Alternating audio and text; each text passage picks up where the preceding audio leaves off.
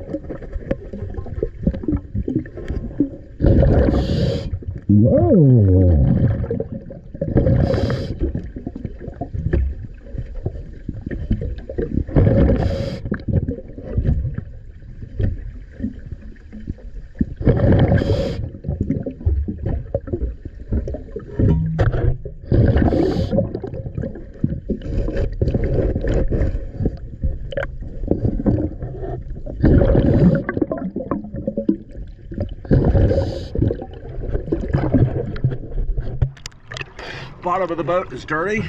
Port shop prop is definitely tacoed over on one blade. The other blades seem pretty rough. We're gonna go ahead and look at the starboard side now.